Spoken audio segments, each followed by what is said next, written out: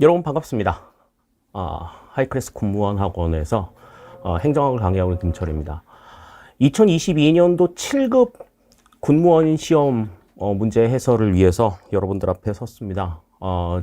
7급 행정학은 뭐 좀 해설을 하는 경우들이 좀 드물죠. 그런데 뭐 전문 학원의 위상을 그대로 살리기 위해서 행정학 7급 문제도 해설을 진행을 해 드릴게요. 전체적으로 문제 상당히 평이했습니다. 좀 쉽게, 좀 심하게 설명하면 9급 문제와 7급 문제가 뒤바뀐 게 아닌가 싶을 정도로, 9급 유형의 문제들이 상당히 많이 출제가 된 게 또, 이번 그 7급 문제의 특징이라고 볼 수가 있어요. 그리고 좀 출제의 어떤 난이도라든지 이런 것들을 좀 조정하는 거라든지 아니면 출제 영역별로 분포를 맞추는 문제라든지 이런 것들에 있어서 전혀 신경을 쓰지 않은 게 아닌가 싶을 정도로 상당히 좀 어수선하게 출제가 된 문제들이었습니다.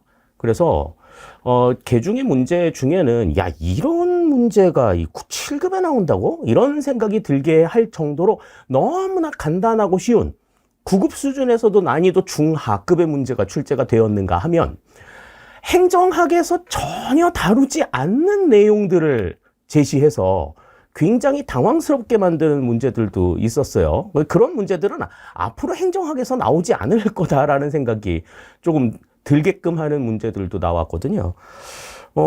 그래서, 그리고 이제 뭐 나중에 이제 보시겠습니다만은 영역별 분포에 있어서도 조금은 납득하기 힘든 그런 부분들이 좀 곳곳에 눈에 띄어서, 재작년, 작년, 2020년도, 2021년도에는 뭐, 9급 시험에서 상당히 많이 좀 문제가 발생이 됐었는데 이번에는 7급 시험에서 굉장히 대형 참사가 일어나지 않았나라는 생각이 들어요. 거기다가 이제 나중에 좀 살펴보겠습니다만은 문제 풀면서 보겠습니다만은 문제 중에 오류가 발생을 한 경우도 있었습니다. 그래서 그 오류에 대해서는 여러분들이 좀 적극적으로 어필을 조금 해주셨으면 좋겠어요. 그래서 지금 해설 강의를 준비하면서 참 심란합니다, 마음이. 7급 같은 경우에는 상당히 심란한 마음을 가지고 있어요. 다른 분들은 9급에서 많이 좀 어려웠다 그렇게 얘기를 하는데 저는 9급보다 7급이 조금 더 심각한 수준이 아니었나라는 생각을 가져봅니다. 어떻게 해서 그런 생각을 갖게 됐는지 지금부터 저하고 같이 한번 살펴보시죠. 자, 일단 출제 문항을 영역별로 한번 살펴봤습니다. 영역별로 살펴봤을 때는 그래도 이제 20년하고 21년하고는 그렇게 큰 차이를 보여주지 않는데 22년도를 보시면요. 지금 정책이론에서 한 문제밖에 출제가 되지 않았어요. 여기 그렇게 이렇게 소홀한 부분 아닙니다. 반면에 지방행정론에서 7문제나 출제가 됐어요. 이렇게 중요한가요? 어떤 맥락에서 이 지방행정론을 7문제나 출제를 했는지는 모르겠는데, 지방행정론이 7문제, 25문제라고 하더라도, 지방행정론에서 전체 28% 가장 많이 출제가 된 지금 비중을 보여주고 있잖아요. 가장 많이 출제가 된 이 같은 비중을 보여주고 있다라고 하는 것이, 과연 이게 군무원의 일반적인 업무와 어떤 연관성이 있는가 하는 부분들 상당히 좀 의아스럽습니다. 거기다가 정책이론이 지금 한 문제밖에 출제가 안 됐다라고 하는 거는 이거는 전체적으로 지금 영역별의 출제에 있어서 기본적인 어떤 가이드도 제시가 되지 않은 게 아니었나라는 생각이 들어요. 9급 시험 해설할 때도 말씀을 드렸습니다만 출제위원 중에 도시행정을 전공하신 분이 있었던 것 같아요. 그래서 이제 그 도시행정과 관련된 내용들 연관 지어가지고 문제 출제가 된 게 9급에서도 나왔었는데 7급도 마찬가지거든요. 근데 7급에서 도시행정과 관련된 어떤 내용들이 행정학의 일반적인 내용들이 아닌 것들이 출제가 되면서 굉장히 조금, 당황스러웠으리라는 생각이 조금 듭니다. 인사행정이나 재무행정이나 이런 실무적인 부분에 대한 언급, 거의 없었고, 그 다음에 조직 이론에 대해서 6문제 뭐 출제가 된 거는 뭐 과거에도 뭐 그랬던 적이 있으니까 뭐 그렇다고 치지만 지방행정론에서 7문제? 아, 이거는 조금, 대체적으로 좀 선을 넘은 게 아닌가라는 생각이 좀 들었어요. 자, 다음 이제 난이도 분석을 보겠습니다. 난이도를 살펴보시면, 하급의 문제가 굉장히 조금 많이 눈에 띄는 게 보입니다. 9급 시험 수준의 문제들이 조금 출제가 된 것들이 있었거든요. 그러니까 이 7급 문제의 난이도를 9급하고 동일시 해가지고 볼 수는 없어요. 그런데 이제 7급 준비를 하는 친구라면 당연히 맞출 수 있는, 정말 응당 맞출 수 있는 그러한 문제들이 상당히 많이 있었고, 좀 7급 수준에서도 좀 어렵다 싶은 문제들은 이제 한 3문제 정도 있었는데, 그 중에 이제 25번 문제 같은 경우에는 뭐 다음에 나와도 이거는 못 맞춘다고 하더라도 뭐 전혀 문제가 될 게 없는 그러한, 행정학과는 조금 거리가 있는 그런 문제가 출제가 됐기 때문에 좀 뭐 7급 시험에서 역대급 참사라고 이렇게 얘기를 할 수도 있을 만큼 굉장히 좀 어수선한 그러한 문제의 분포를 보여줬습니다. 자, 그래서 과거에는 이 7급 문제가 그래도 좀 정선이 되어 있고, 그래도 오류도 없고, 이렇게 좀 깔끔하게 나왔네. 9급은 좀 문제가 많은데 7급은 좀 괜찮구나. 그런 생각을 했었는데, 이번에는 완전히 뒤바뀐 그러한 모습들을 보여줬다는 게, 이번 시험 문제를 전체적으로 살펴본, 느낌이다. 이렇게 말씀을 드릴 수가 있겠어요. 자, 그러면 1번부터 문제를 한번 살펴보죠. 어떤 문제들이 나왔길래 이렇게 이야기를 하느냐. 1번부터 살펴봅니다. 자, 정책 과정의 관료가 우월적 지위를 차지하게 되는데, 이러한 관료의 우월적 위치의 근원으로 다음 중 가장 옳지 않은 것은, 그랬습니다. 관료의 우월적 위치의 근원으로 옳지 않은 걸 골라라. 이렇게 이야기를 했는데요. 일단 문제는 뭐 평이합니다. 그런데 보기의 패턴을 보세요. 보기의 패턴이 이렇게 구문 형태로 나와 있는 내용들은, 이거는 9급에서 나오는 문제지, 7급에서 이런 문제를 이야기하는 거는 좀 바람직하지 않아요. 7급에서는 문장형의 지문들이 제시가 되어서 그 문제를 보고서 생각을 하게끔 접근을 할 수 있어야 되는데, 이런 구문 형태의 지시문이 나오는 것도 뭐 그냥 한두 문제 정도로 그쳐야 될 텐데, 지금 7급 문제에서 굉장히 많습니다. 굉장히 많아요. 그래서 이거 9급 문제랑 7급 문제랑 문제 원본을 바꾼 거 아닌가, 이런 혼동까지도 가져왔거든요. 자, 뭐 어떻게 됐든 문제 보겠습니다. 자, 1번 정치 자원의 활용이에요. 자, 정치 자원의 활용은, 이거는 결정 과정에서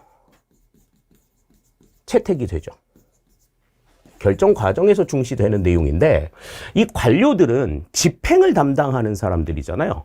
그렇기 때문에 상대적으로 이 우월적 위치를 관료가 우월적인 위치를 차지하는 데 있어서 정치 자원의 활용은 조금 생각을 할 수가 없어요. 이 관료들은 이 정치 자원의 활용에서는 좀 열등한 위치에 있다. 이렇게 우리가 생각할 수 있겠습니다. 1번이 그래서 바로 틀린 내용이 되겠고요. 정보의 통제나 사회적 신뢰, 전략적 지위, 이런 것들은 이제 집행을 하는 과정에서 관료들이 굉장히 우월한 위치를 차지하고 있는 그러한 내용들이라고 볼 수가 있겠습니다. 따라서 1번의 정답은 1번이 된다. 가볍게 생각을 할 수가 있을 것 같아요. 자, 다음 2번입니다. 문제가 4줄이나 나왔죠. 7급 시험에서 간혹 이제 이런 형태의 문제들이 나올 수가 있어요. 그럴 때 이제 우리가 생각을 해봐야 될 것은, 정말 여기서 물어보려고 하는 게 뭐냐, 요거를 이제 핵심으로 찝어야 된다는 거지. 자, 보겠습니다. 쇠퇴 낙후된 도시에 대한 기존의 재정비 방식은 하향식 의사결정, 경제적 효과 극대화를 지향함으로써 지역 주민이 배제되는 문제를 야기했다. 다음 중 이에 대한 반성으로 정부 행정에 취할 수 있는 방안으로 가장 옳은 것은, 그랬습니다. 자, 여기에서 지금 문제가 되는 것은 도시 재정비로 인해 가지고 발생하는 문제가 지역 주민이 배제되었다라는 거예요. 여기에 대한 반성으로 정부 행정에서 취할 수 있는 방안, 그랬으니까 지금 여기에서는 지역 주민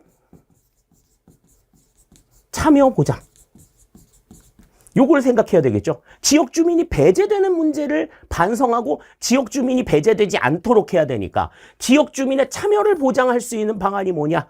요거를 지금 물어보고 있는 거죠. 뭐 위에 나와 있는 여러 이야기들이 현혹이 될 필요가 없어. 우리는 문제의 핵심만 보면 되는 거예요. 자, 그러면 1번 봅니다. 경제적 효과의 극대화를 추진한다. 경제적 효과의 극대화를 추진하면 지역 주민의 참여가 보장이 되나요? 그건 아니죠. 다음, 하향식 의사결정을 사용한다. 하향식 의사결정이라고 하는 건 결정자의 의견을 그냥 밑으로 내려 꽂는, 그래서 아래에 있는 일선에 있는 사람들은 그대로 그냥 그 내용들을 지켜나가기만 하는 이런 모습이잖아요. 그러니까 이것도 지역 주민의 참여를 담보한다고 보기는 어렵죠.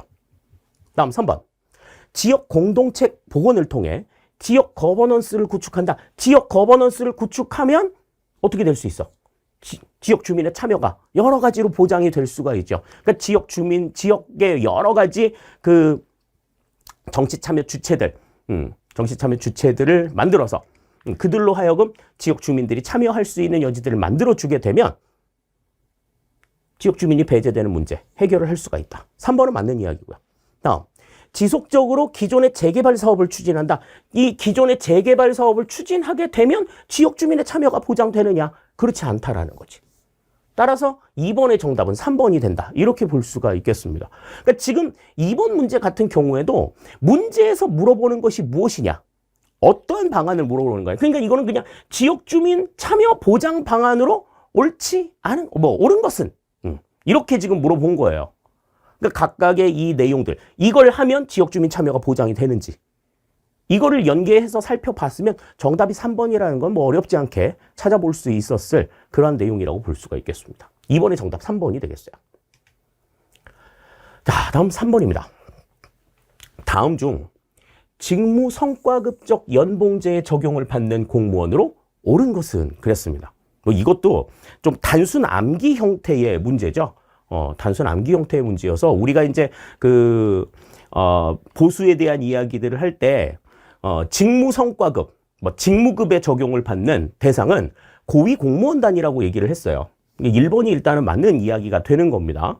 그래서 뭐 고위 공무원단 가운데에서 뭐 대통령 경호처에서 고위 공무원단 일하는 고위 공무원단 에 속하는 별정직 공무원만 제외하고 나머지는 전부 다 직무성과급의 연봉을 적용받는다. 그 얘기는 우리가 뭐 기출문제에서도 살펴봤고 동형모의고사에서 살펴봤고 굉장히 많이 살펴봤던 내용들이죠.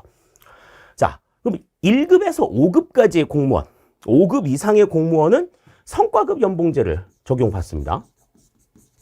성과급 연봉제를 적용. 임기제 공무원도 마찬가지로 성과급을 보장받아요.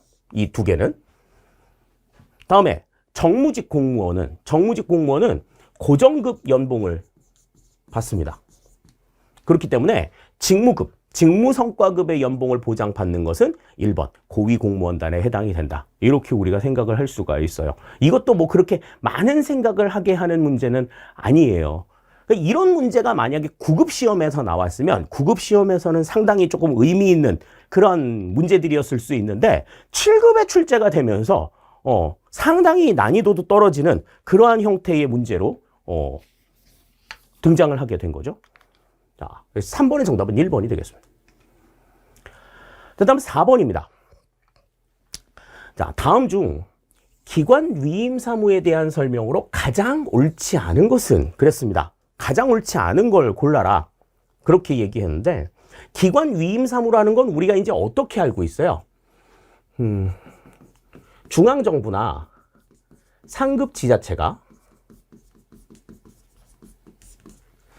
하위의 지방자치단체장에게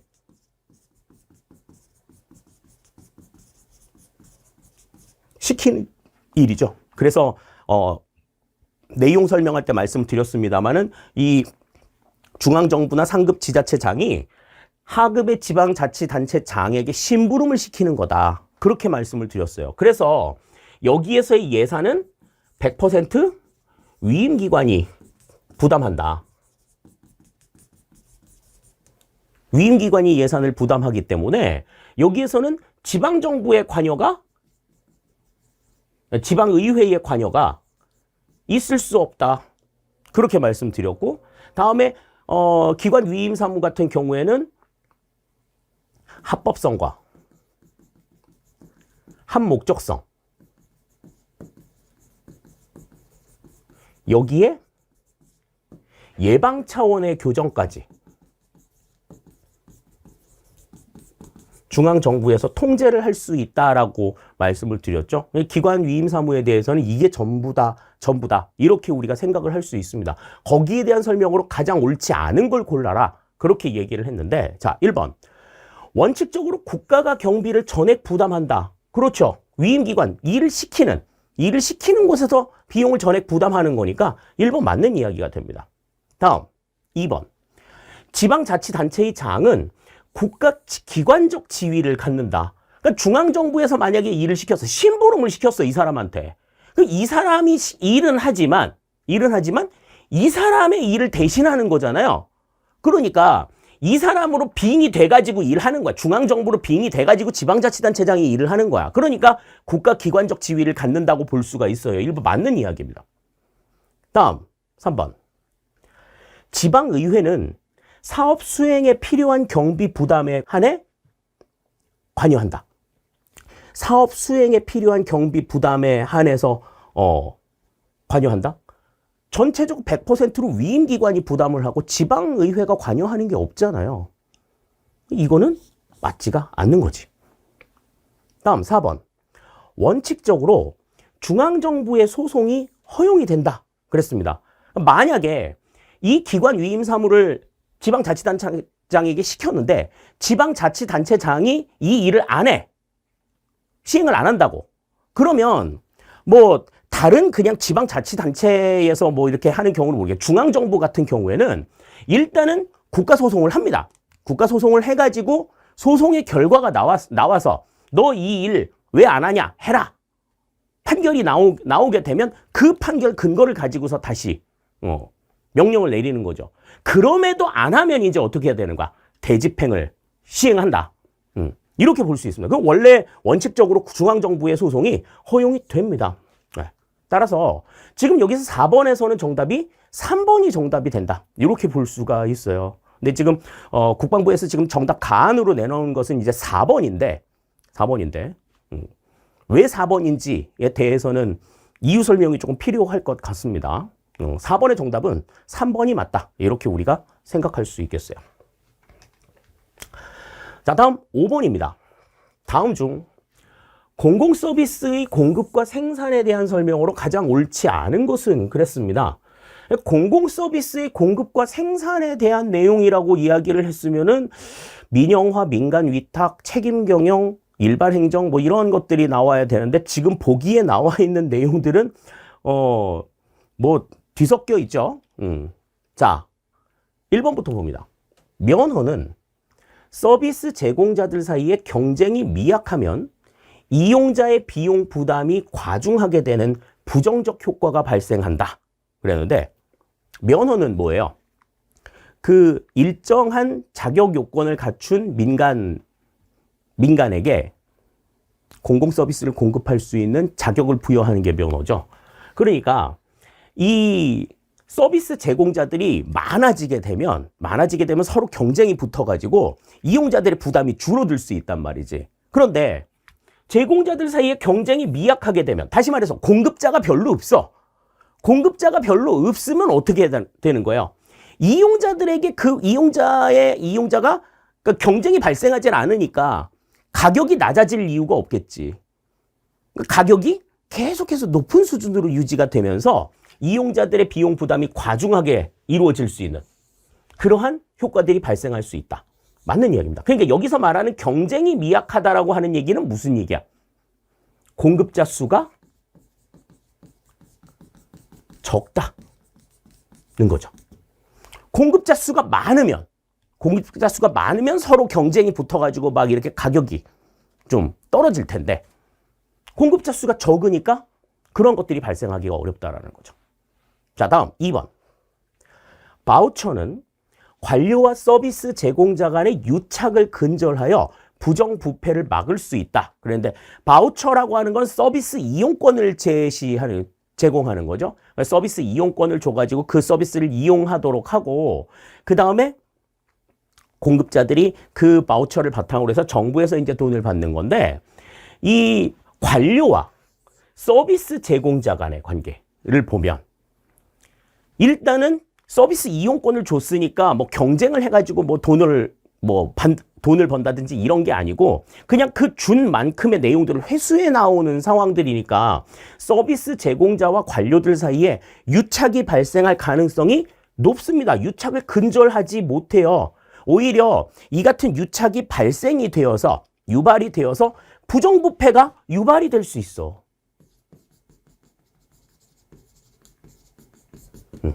거꾸로 지금 나와 있는 이야기죠. 2번 틀린 이야기가 됩니다. 다음 세 번째. 민간 위탁은 인력 운영의 유연성을 제고해서 관료 조직의 팽창을 억제할 수 있다.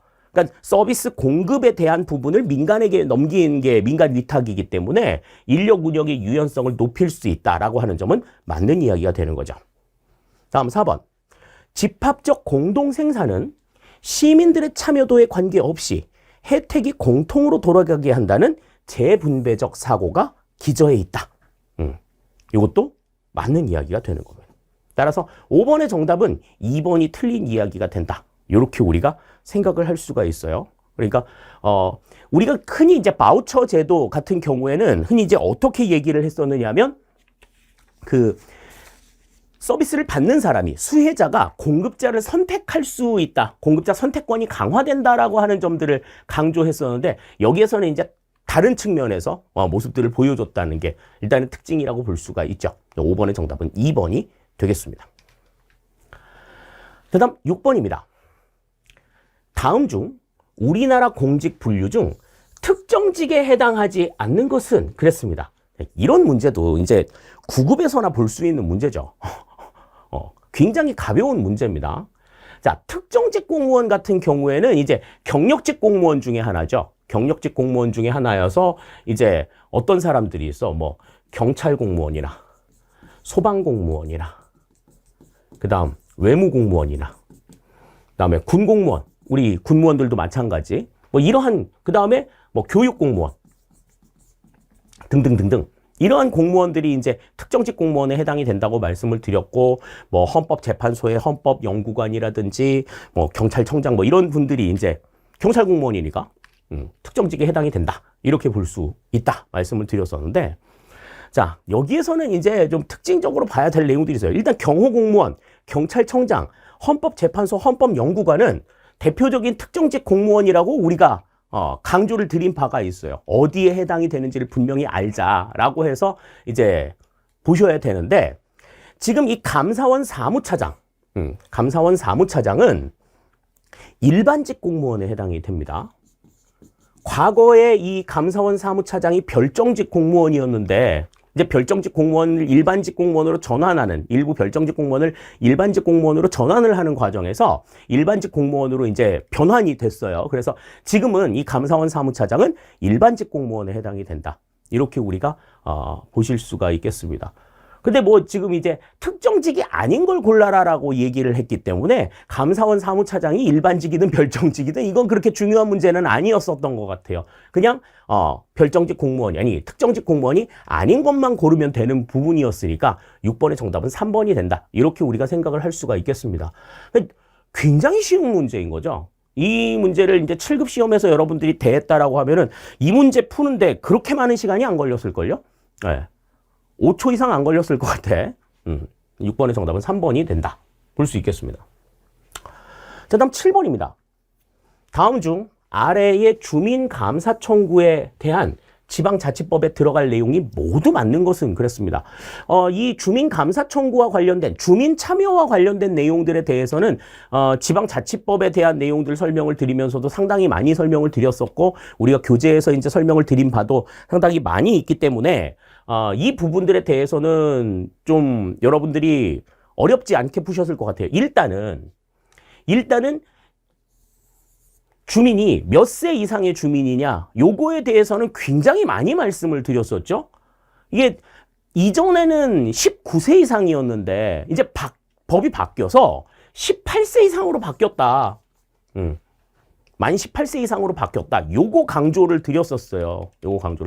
그래서 지금 현재는 이 주민 소환제도 이외에는 주민소환제도 말고는 전부 다 지금 만 18세 이상이다. 이렇게 바뀌어 있다. 주민소환제도도 곧 바뀔 것 같다. 그렇게 말씀을 드렸었잖아요. 그러니까 일단은 18세 이상이어야지 맞습니다. 그러니까 지금 보기 중에서 지금 19세라고 해놓은 것들은 전부 다 날려야 돼. 전부 다 날려야 되고. 자, 다음 각 호의 어느 하나에 해당하는 사람은 시도는 다음 인구 50만 이상의 대도시, 그 다음에 시군 및 자치구, 이렇게 이제 셋을 지금 기록해 놓고 있는 거죠. 자, 시도는 그때 이제 500명, 300명, 200명이라고 이전에 법에서 나와 있었는데 바뀐 법이 바뀌어서 300명, 200명, 150명이다. 이렇게 바뀌었다라고 강조드렸었죠. 뭐 우리 그때 막 교재에서 오타도 나고 막 그래가지고 막 이제 그때 굉장히 자세하게 설명을 드렸었는데 300명, 200명, 150명으로 바뀌었다. 그래서 그 이내에서 그 지방자치단체 조례로 정하는 수 이상의 주민이 연대 서명하여 그 지방자치단체와 그 장의 권한은 사무의 처리가 법령에 위반되거나 공익을 현저히 해친다고 인정되면 시도의 경우에는 누구에게? 시군 및 자치구에는 누구에게? 그러니까 시도는 광역자치단체니까 중앙정부에다 이야기하는 게 맞고, 시군 및 자치구는 기초자치단체니까 광역자치단체장한테 이야기하는 게 맞죠. 그래서 시도의 경우에는 주무부 장관에게, 시군 및 자치구의 경우에는 시도지사에게 감사를 청구할 수 있다. 이게 이제 지방자치법에 나와 있는 내용들이죠. 자, 그래서 지금 이제 갖춰야 될 것이 첫 번째는 18세, 300, 200, 150, 그리고 주무부 장관, 그리고 시도지사. 이렇게 이제 5개의 나열이 이제 순서대로 나와야 된다. 이렇게 볼 수 있습니다. 따라서 지금 이제 보기를 보시면 일단 19세인 거는 전부 다 날려야 돼. 19세인 건 전부 다 날려. 찍더라도 1번, 3번으로 찍었어는 안 되는 거죠. 그리고 나서 300명, 200명, 150명. 지금 벌써 이제 200명, 150명, 100명으로 나와 있었으니까 이거는 뭐 고르는 게 어렵지는 않았을 것 같아요. 그러니까 여기에서의 관건은 뭐예요? 지금 주민감사 청구의 청구 대상 연령이 만 19세냐, 만 18세냐. 그러니까 이전에는 만 19세였지만 이제 올해부터는 만 18세이기 때문에 여기에서는 지금 정답이 4번이 된다. 이렇게 볼 수가 있겠습니다. 주무부 장관 시도지사만 놓고 보더라도 지금 그렇게 나와 있는 게 지금 18세밖에 없기 때문에 이제 이 명수를 정확하게 알고 있느냐 하는 것이 이제 2번이냐 4번이냐를 가르는 어떤 기준이 될 수 있었을 것 같네요. 근데 이제 일단은 19세는 아니다. 이제부터는 18세다. 라고 하는 것. 너무너무 많이 강조를 드렸었던 내용들인데 이제 시험에 지금 언급이 됐었습니다. 그 부분들 다시 한번 정리를 좀 잘 해 두시죠. 자, 그래서 7번의 정답은 4번이 정답이 되겠습니다. 자, 8번입니다. 다음 중 매트릭스 구조에 대한 설명으로 가장 옳지 않은 것은 그랬습니다. 자, 이 매트릭스 구조라고 하는 것은 기능 구조와 사업 구조를 한데 섞은 혼합한 유형, 기능 구조와 사업 구조의 화학적 결합을 시도한 그러한 결과다. 그렇게 말씀을 드렸죠. 자, 그러면 봅시다. 1번, 개인들이 다양한 경험을 통해 전문 기술의 개발과 넓은 안목을 갖출 수 있다. 그렇죠. 여러 가지 기능적인 측면이라든 사업적인 측면이라든지 이 두 개의 관점들을 전부 다 살펴보면서 굉장히 넓은 안목을 갖출 수 있다라고 하는 것, 특징이라고 볼 수 있습니다. 다음 2번. 기능 부서 통제 권한의 계층은 수평적으로 흐르고 사업부서 간 조정 권한의 계층은 수직적으로 흐르게 된다. 그랬는데 이 내용, 이 말을 들으면서 조금 안 맞는다라는 생각이 조금 안 드셨어요? 좀 이게 잘 안 맞아. 나만 그런지는 모르겠는데. 자, 봅시다. 통제 권한의 계층이에요. 통제 권한. 그러니까 통제는 이거 하지 마. 이런 거 딱 정해놓는 그러한 상황들 있잖아요. 그러니까 이 통제 권한은 위에서 시키는 대로 해야 되는 거지. 근데 조정 권한은 대등한 사람들끼리 협의하고 협력하는 이러한 상황들이잖아요. 그러니까 통제 권한의 계층이 수평적으로 흐를 리가 없지. 통제 권한의 계층은 수직적으로 흐르고 조정 권한의 계층이 수평적으로 흐르는 게 이게 맞는 거지. 2번이 그래서 틀린 내용이 됩니다. 이거는 수평적, 수직적이 서로 뒤바뀌어 있는 상황인 거죠. 그러니까 그냥 기능부서의 계층은, 사업부서의 계층은 이렇게 얘기했어도 돼. 그렇게 얘기했어도 되는데 지금 여기에는 힌트를 준 거잖아요. 통제 권한의 계층, 조정 권한의 계층. 이건 힌트를 준 거야. 그러니까 통제는 수직적으로 이루어지고 조정은 수평적으로 이루어진다. 이렇게 봤으면 이게 아니라는 걸 금방 알 수가 있는 거죠. 2번이 그래서 틀린 얘기가 됩니다. 다음 3번. 구성원 간의 역할 갈등, 역할 모호성, 과업 조정의 어려움 등이 발생할 우려가 있다. 그러니까 특히 이제 그 기능 구조와 사업 구조의 성격상 이 둘이 상충이 되는 상황에서 조직원들이 어떻게 일을 해야 될지 굉장히 힘들어지는 상황이 생긴다. 명령 통일의 원리에 위배가 나타날 수 있다. 그렇게 말씀을 드렸죠. 역할 갈등이라고 하는 건 그런 측면에서 생각할 수가 있겠습니다. 다음 4번. 경직화되어가는 대규모 관료제 조직에 융통성을 부여할 수 있게 해준다. 맞는 얘기가 되는 거죠. 따라서 지금 8번에서는 정답이 2번이 된다. 이렇게 우리가 생각할 수 있겠습니다. 그러니까 매트릭스 구조가 어떠한 특징을 가지고 있는가에 대한 기본적인 이해만 있었으면 이 문제는 뭐 굉장히 가볍게 풀 수 있는 그러한 문제였다고 생각이 들어요. 자, 다음 9번입니다. 탈신공공관리의 아이디어들로 묶인 것으로 가장 옳은 것은 그랬습니다. 그러니까 탈신공공관리니까 신공공관리의 관점은 아닌 거야. 그러니까 역발상을 해보면 이 보기 안에서 신공공관리의 특징을 가진 것만 골라가지고 없애버리면 답을 찾을 수가 있는 거죠. 그러니까 지금 여기 보기를 보면 4개야. 전부 다 답이 4개죠. 지금 이 안에서 지금 4개라는 거, 6개 중에 4개가 탈신공공관리의 아이디어니까 2개는 지금 신공공관리의 아이디어일 가능성이 높은 거지. 자, 봅시다. 1번. 총체적 정부 또는 연계형 정부. 그러니까 총체적 정부나 연계형 정부는 이제 정부의 역할이 좀 강화되는 부분인데 지금 신공공관리 같은 경우에는 정부의 역할을 좀 축소시키는 상황들이잖아요. 작은 정부를 지향한단 말이지. 그러니까 지금 이거는 탈신공공관리에 해당이 된다고 볼 수가 있어요. 기억은 맞는 이야기가 됩니다. 그럼 일단 기억 없는 거 빼봐. 2번, 4번은 아닌 거지. 자, 다음 니은 보죠. 민간 위탁과 민영화의 확대.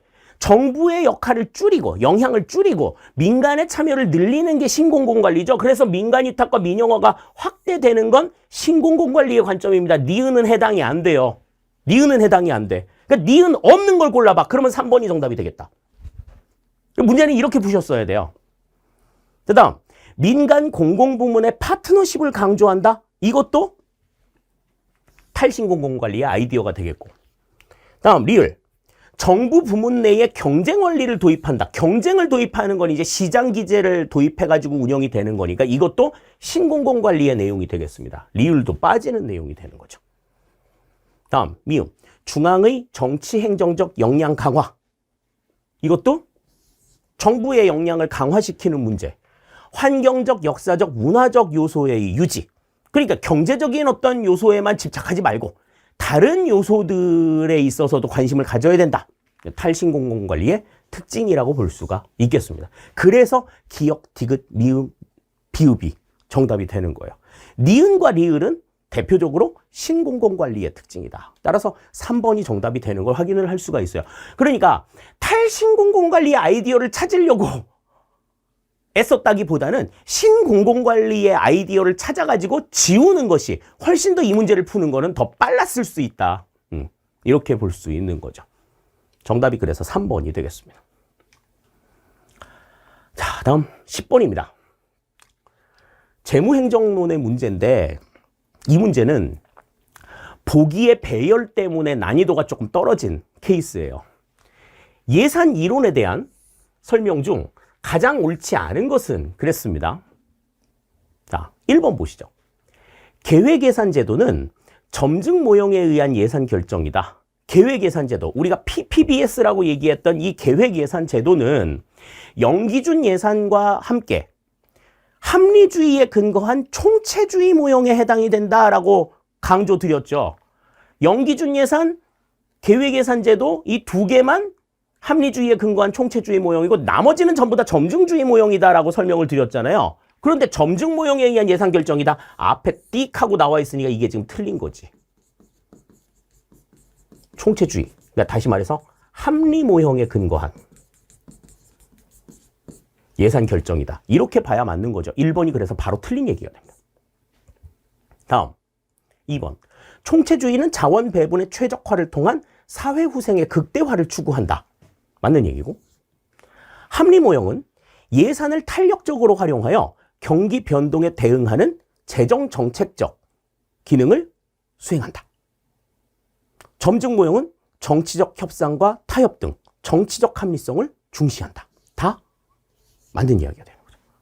그래서 계획예산제도 같은 경우에는 이거는 뭐 빼박이죠. 빼박. 점증 모형하고는 일체 상관이 없는 그러한 내용이다. 그렇기 때문에 10번의 정답은 1번이 된다. 이렇게 우리가 생각을 할 수 있겠습니다. 자, 다음 11번입니다.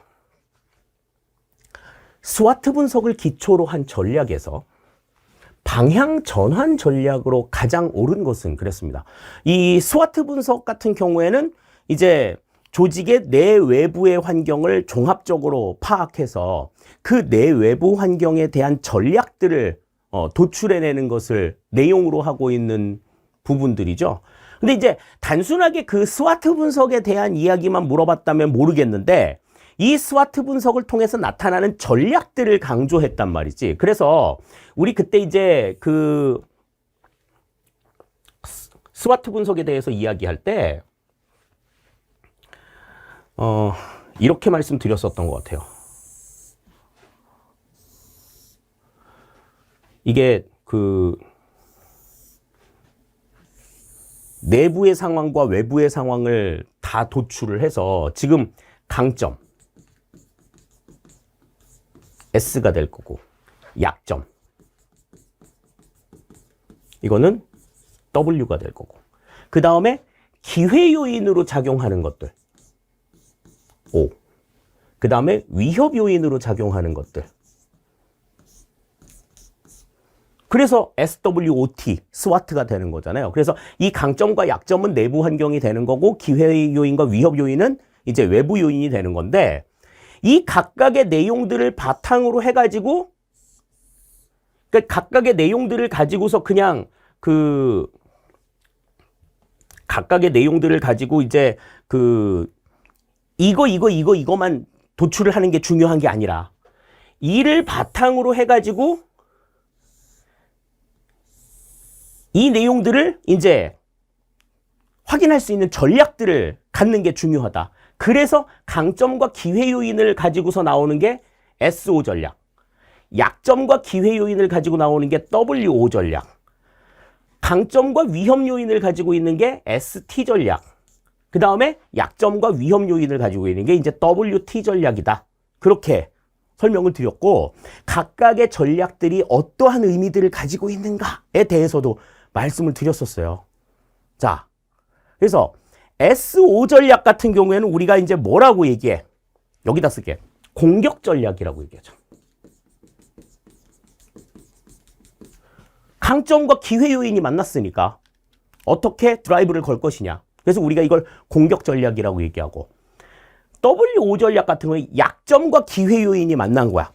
그 약점과 기회 요인이 만나서 어떻게 지금 이 약점의 상황에 분위기 전환을 이뤄낼 수 있느냐. 이게 이제 방향 전환 전략이라고 말씀을 드렸죠. 다음 세 번째 ST 전략. 강점과 위험 요인이 만난 전략이에요. 이 ST 전략은 우리가 이 위험 요인을 우리가 가지고 있는 강점을 가지고 어떻게 풀어먹을 수 있느냐. 다양화 전략이라고 얘기하고. 다음 WT 전략은 약점과 위험 요인이 만나서 유리한 건 한 개도 없어. 그럴 때는 이제 어떻게 해야 되는 거야? 가드 올려야지. 공격이 막 시작이 되는데 우리가 방어할 수 있는 기제가 별로 없어. 그럼 가드 올려서 막아야 되는 거죠. 그래서 이것을 우리가 방어 전략이라고 불렀다고요. 그러니까 지금 여기에서는 방향 전환 전략을 물어봤으니까 2번에 W5 전략이 된다. 이렇게 우리가 볼 수가 있겠습니다. 그러니까 스와트 분석 같은 경우에는 이 강점, 약점, 기회 요인, 위험 요인만 내 가지고는 끝나는 게 아니다. 이 전략들이 나와야 된다. 라고 하는 것들을 강조드렸고 그 전략이 어떠한 의미들을 가지고 있는가 하는 것 분명하게 다시 한번 생각을 해주시면 좋을 것 같아요. 11번의 정답은 2번이 되겠습니다. 자, 다음 12번입니다. 다음 중 조직의 성과 관리에 대한 설명으로 가장 옳지 않은 것은 그랬습니다.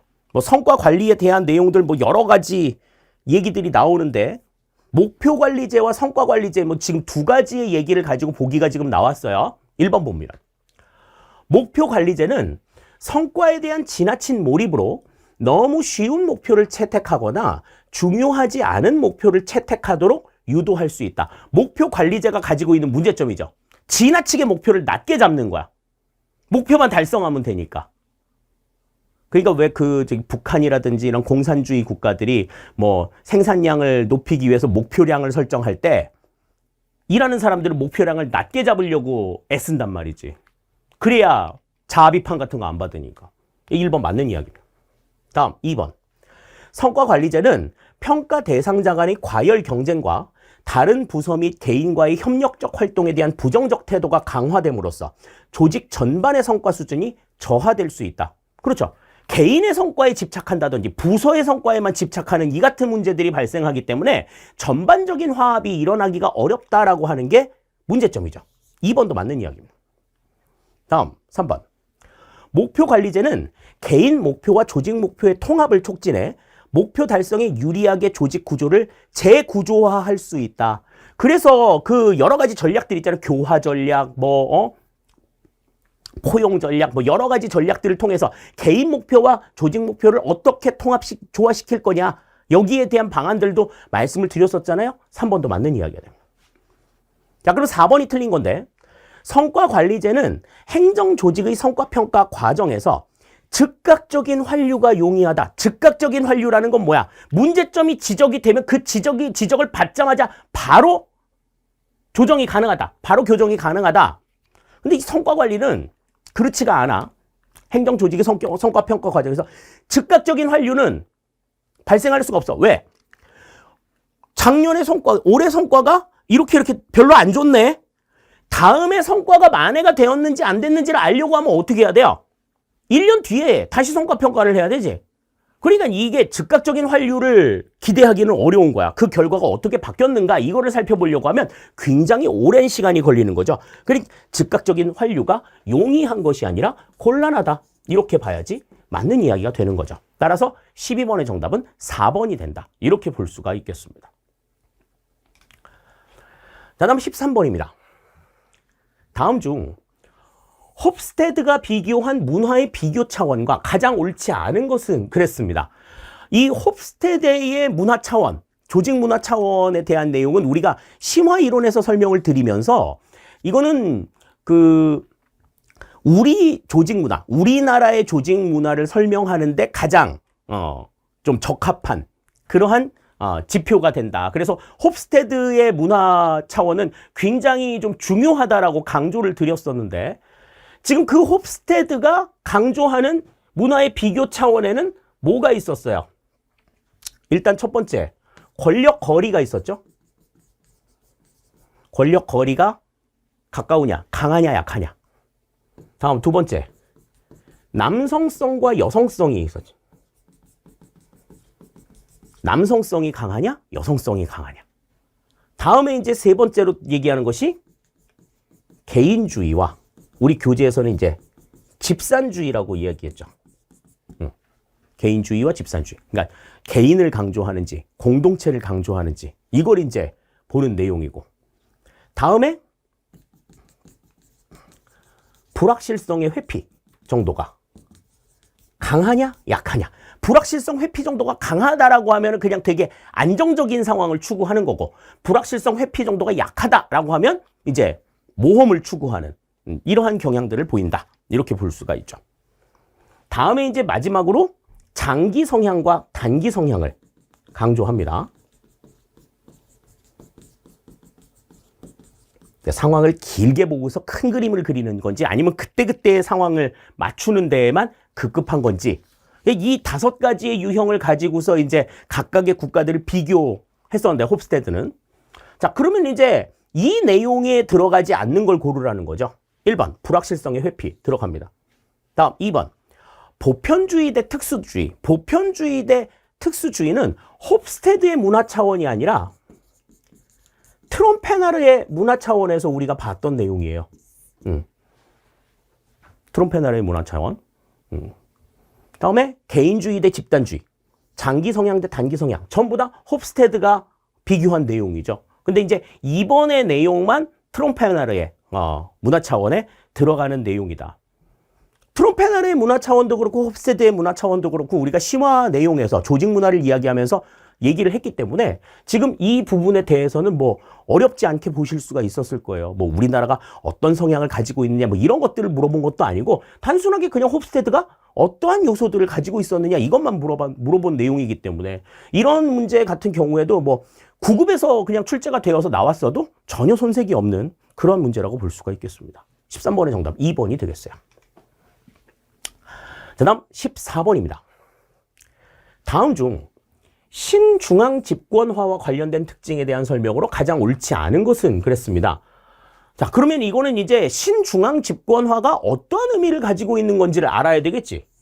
자, 이거는 지방 분권을 전제로 해서 지방 분권 상태에서 중앙정부의 의존이 강해지는 거야.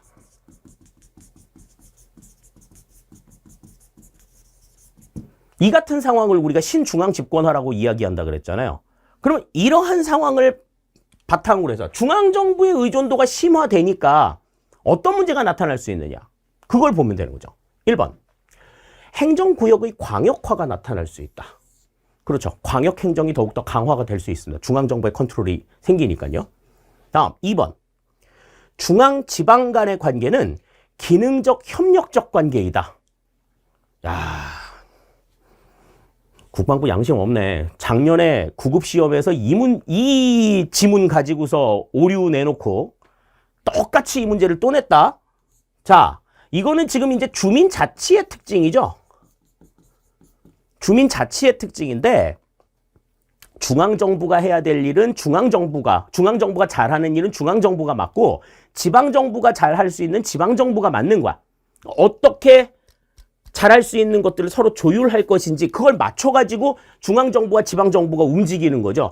그러니까 지금 여기에서 지방 분권 상태에서 중앙정부의 의존이 심화가 되는 거니까 지방이 할 수 있는 일은 지방이 하고 중앙정부의 힘이 좀 필요한 상황이라든지 우리는 안 해봤는데 중앙정부는 해본 적이 있는 일이라든지 아니면 중앙정부가 뭐 어떤 인력이라든지 예산이라든지 이런 것들을 조금 더 크게 가져올 수 있으니까 그런 차원의 지원들을 요청할 수 있는 상황들이 생기는 거죠.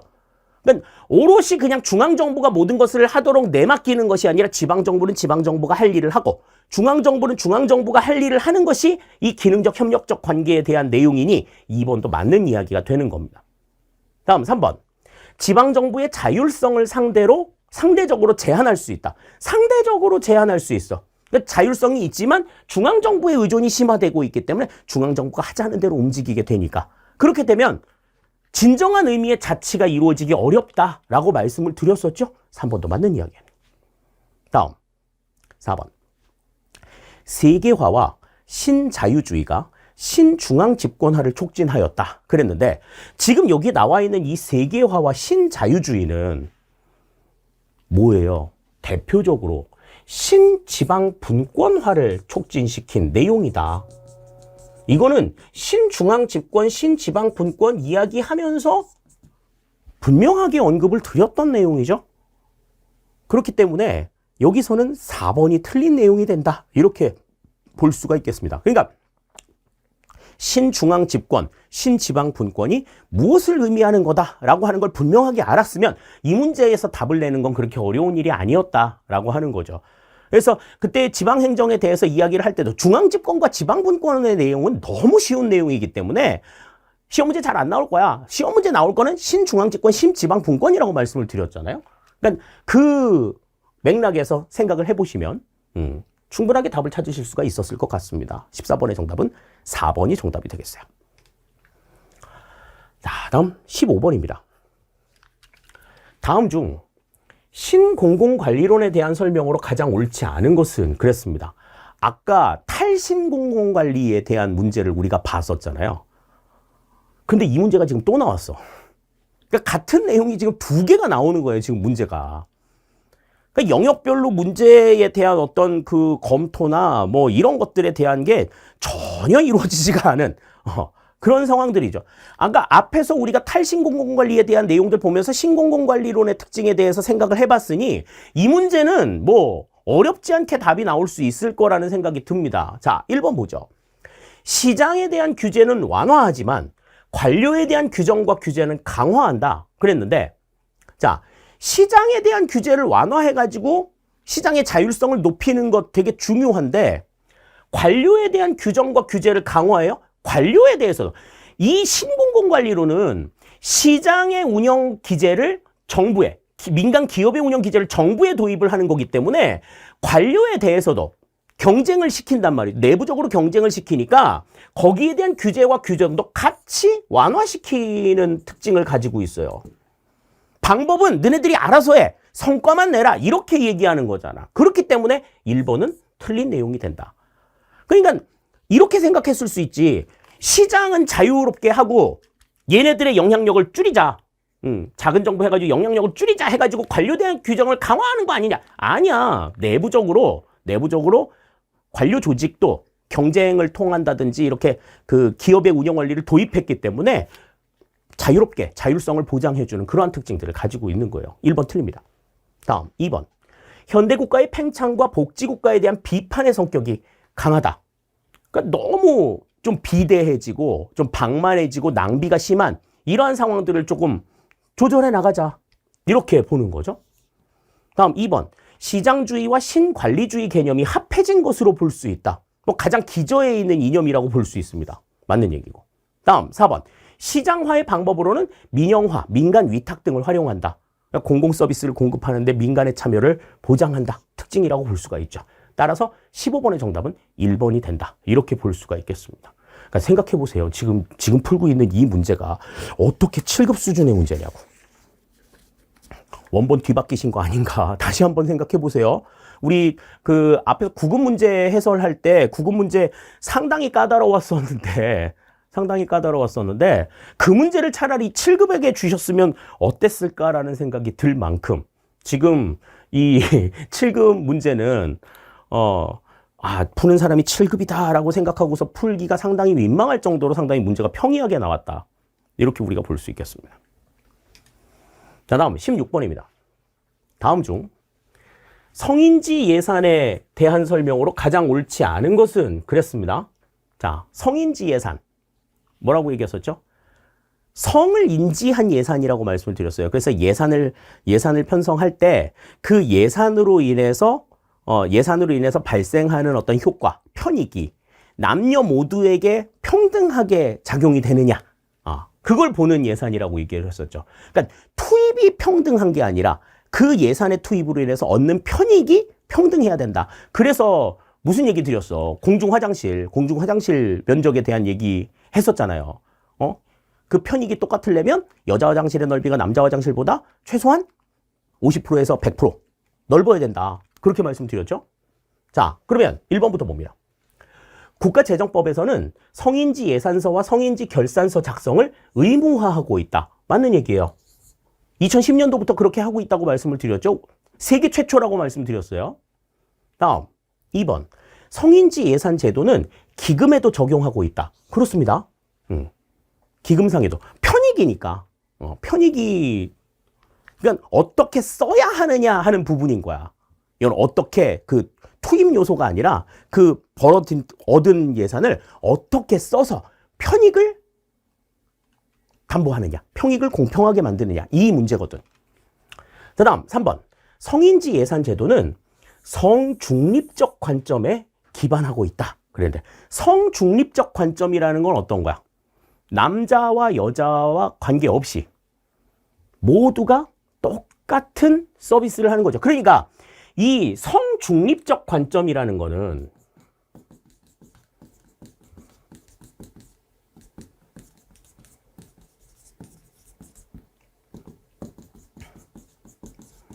투입의 평등이야. 투입을 똑같이 하는 거지. 그런데 아까 성인지 예산은 뭐라고 말씀드렸어요? 편익이 똑같은 거라고 얘기했잖아요. 그래서 우리는 이것을 성중립적 관점이라고 얘기하지 않고 성평등적 관점이라고 이야기합니다. 성평등적 관점. 그래서 3번 틀린 얘기가 되는 겁니다. 성평등적 관점은 편익의 평등인 거야.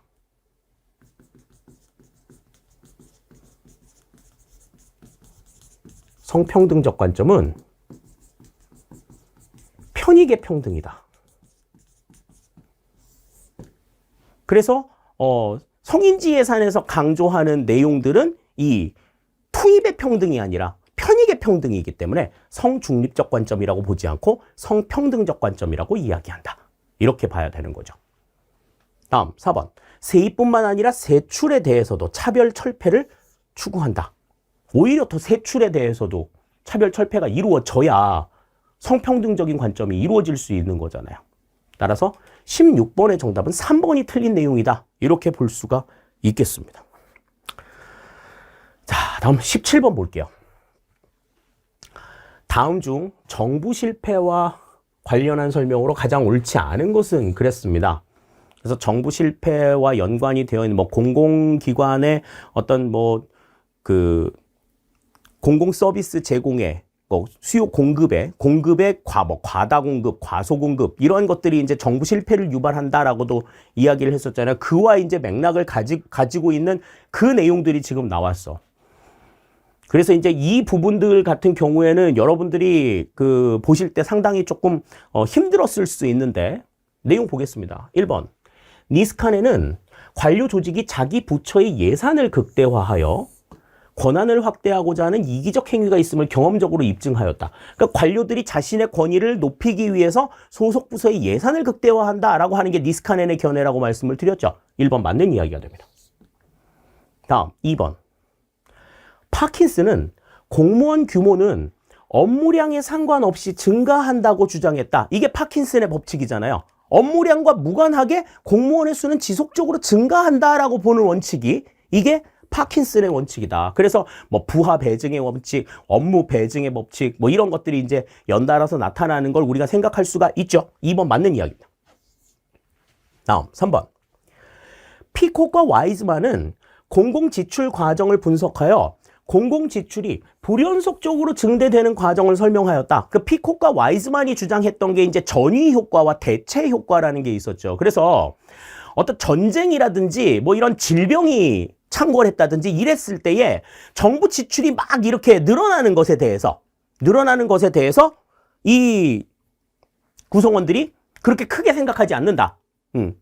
그래 써. 일단은 그 문제를 해결하기 위해서는 예산 쓰자. 이렇게 얘기하고 그렇게 해서 한번 늘어난 지출은 쉽게 줄어들지 않는다. 쉽사리 줄어들지 않는다라는 내용들을 설명한 거야. 그래서 공공지출 과정에서 지출이 불연속적으로 증대해. 연속적으로 증대하는 게 아니라 그런 어떤 질병이라든지 전쟁이라든지 이런 사건들에 의해 가지고 급속하게 증가하는 이 같은 상황들을 설명한 거다. 맞는 이야기죠. 다음 4번.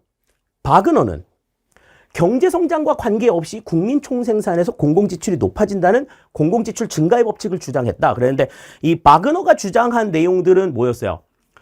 이 소득 수준이 올라감에 따라서 사람들이 추구하는 공공서비스에 원하는 공공서비스의 품질도 높아진다. 그러니까 이 경제 수준이 높아짐에 따라서 공공서비스의 수준도 높아져야 되니까 정부 지출이 어떻게 돼야 된다는 거야? 늘어나야 된다는 걸 얘기하는 거였죠.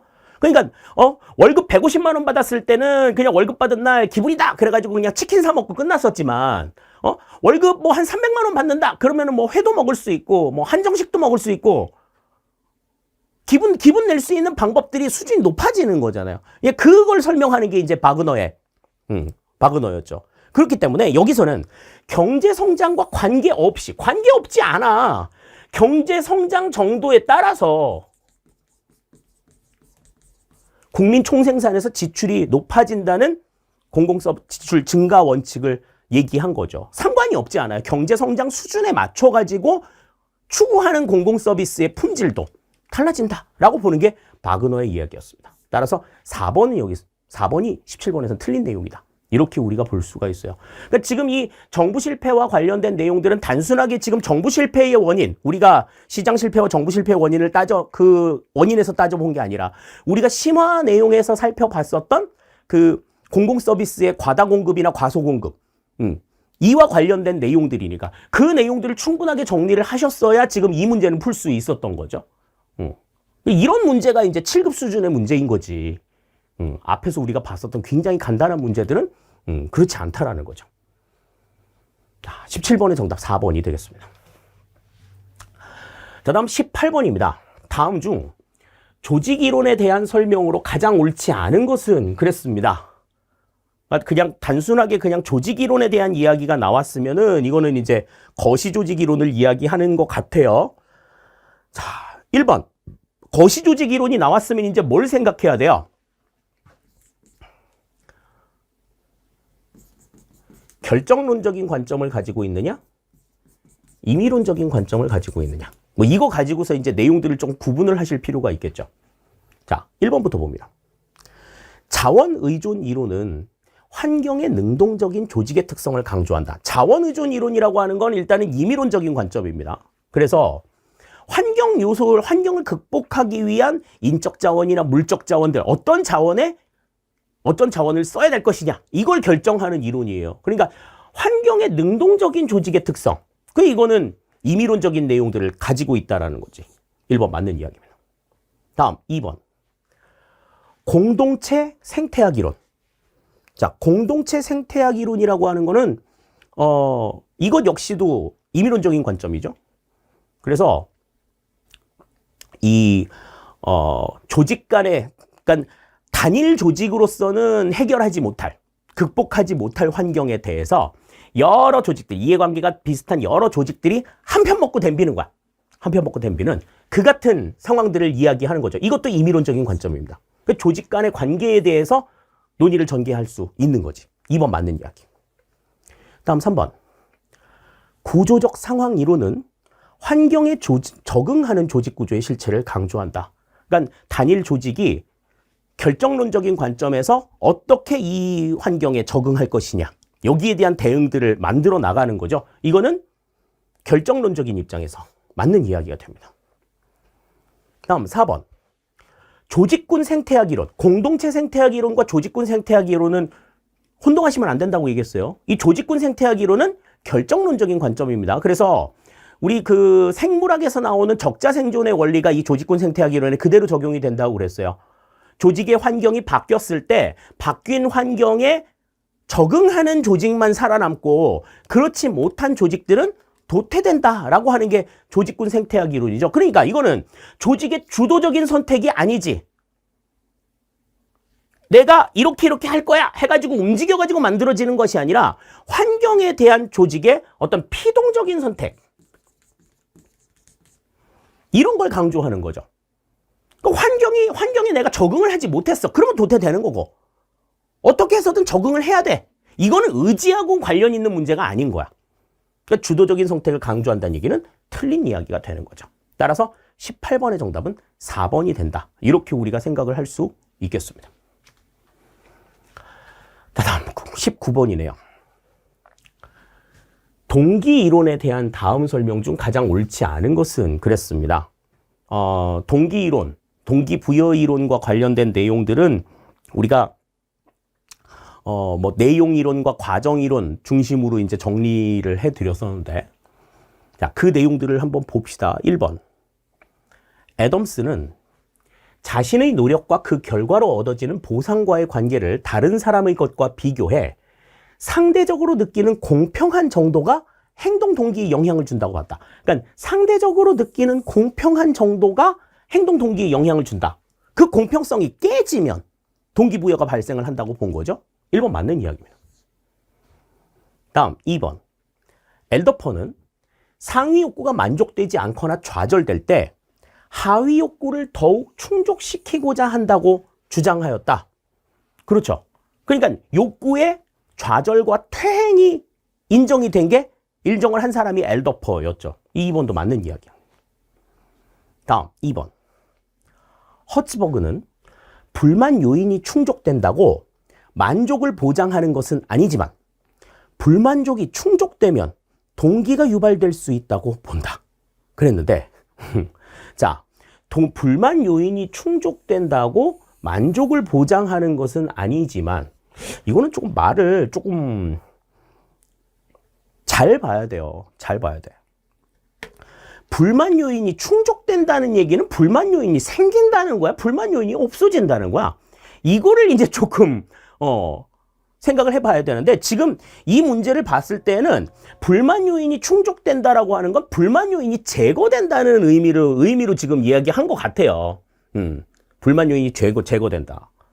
위생 요인이 충족됐다 그러면 조금 더 이해를 할 수가 있겠습니다. 불만 요인이 충족됐다라고 이야기하면 이거는 조금 어이가 없지. 자, 불만 요인이 그래 제거됐어, 충족됐어, 제거됐으면 만족을 보장하는 것은 아니래. 그러니까 불만 요인과 이 불만족과 이 만족은 서로 상관관계가 존재하지 않는다라고 얘기했잖아요. 그래서 우리 그때 교재에서 이렇게 설명드렸잖아. 불만과 만족은 이런 관계에 있다고. 그러니까 불만이 줄어드는 건 그냥 불만이 감소지 그것이 만족의 증가로 이어지지 않는다. 그렇게 말씀을 드렸죠. 그러니까 지금 앞에서는 지금 이렇게 얘기를 했는데 불만족이 충족되면 동기가 유발될 수 있다고 본다. 만족을 보장하는 게 아닌데 동기가 유발이 된다고? 어린 반포치도 없는 소리지. 불만족이 제거된 건 그냥 불만족이 제거가 된 거야. 만족의 증가가 아니기 때문에 동기부여가 일어나려고 하는 거는 동기 요인은 만족 요인에 의해서만 이루어진다. 그러니까 불만족이 충족됐다. 그러니까 불만 요소가 제거가 됐다라고 하면 동기가 유발될 수, 그러니까 불만족이 제거가 됐어도 불만족이 충족이 될 수 없는 거. 불만족이 충족이 되면 불만족이 충족이 됐다는 얘기를 그냥 액면 그대로 생각해서 불만이 가득해. 그러면 동기가 유발이 될 수 있겠어? 당연히 없는 거지. 그러니까 동기가 유발이 되는 건 어디까지나 만족 요인에 의해서만 가능하다. 이렇게 우리가 동기 요인에 의해서만 가능하다. 이렇게 봐야 되는 거죠. 3번 그래서 틀린 얘기가 됩니다. 다음 4번. 핵맨과 올드햄의 직무 특성 이론에 의하면 직무 특성을 결정하는 변수로 기술 다양성, 직무 정체성, 직무 중요성, 자율성, 환류를 들고 있다. 이거는 이제 우리가 그 직무 특성 이론 이야기하면서 이 5가지 요소를 가지고서 그 직무에 부합하는 일인지 내가 지금 하고 있는 일이 내가 원하는 직무의 특성과 부합되는 일이라고 생각하면 동기부여가 일어나고 그렇지 않으면 동기부여가 일어나지 않는다. 그 얘기 설명을 드렸었죠. 따라서 19번의 정답은 여기선 3번이 된다. 이렇게 우리가 볼 수 있겠습니다. 자, 다음 20번입니다. 자, 다음 중 도시 공공서비스 공급 체계에 대한 설명으로 가장 옳지 않은 것은 그랬습니다. 아까도 앞에 설명을 드렸었지만 출제 유형 가운데 분명히 이 도시행정 전공자가 있었던 것 같아요. 도시행정학과 교수님이 계시지 않았나라는 생각이 들거든요. 그러니까 자꾸 지금 뭐 7급 문제도 그렇고 9급 문제도 그렇고 자꾸 도시 그러는데 자, 이거는 그러니까 도시 빼봐 한번. 그냥 공공서비스의 공급체계에 대한 설명으로 가장 옳지 않은 것은 이래도 맞는 얘기예요. 또 봐. 지금 도시 공공서비스라고 도시를 집어넣어 놓고 보기에는 또 도시라는 얘기가 없어. 그지? 되게 웃겨요. 자, 그러니까 이건 도시 빼고 한번 생각을 해보자고요.